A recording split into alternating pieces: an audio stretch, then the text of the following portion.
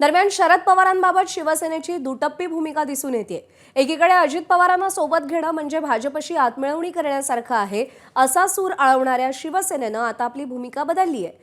पुण्यामध्ये अजित पवारांसोबत जाणाऱ्या शरद पवारांना मुंबईमध्ये सोबत घेण्यासाठी शिवसेनेनं हाक दिली आहे। मुंबईमध्ये शरद पवार ठाकरे बंधूंसोबत असतील अशी माहिती संजय राऊतांनी दिली।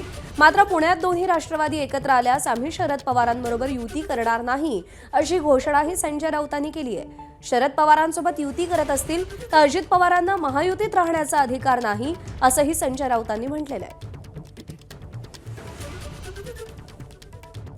पुण्यात काय घडतंय स्थानिक पातळी, खरं म्हणजे अशी युती झाली तर महायुतीत राहण्याचा अजित पवारांना अधिकारच नाही किंवा सत्तेत राहण्याचा अधिकार नाही।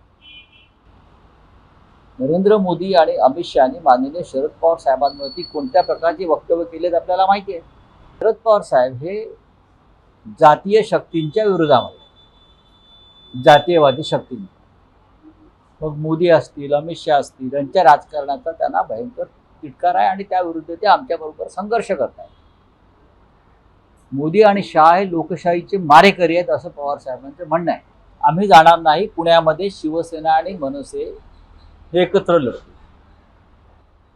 काँग्रेस आमच्याबरोबर येणार असेल तर आम्ही नक्की त्यांच्याबरोबर चर्चा करू। आतापर्यंत पुण्यामध्ये काँग्रेसची चर्चा झालेली आहे। एबीपी माझा, उघडा डोळे बघा नीट।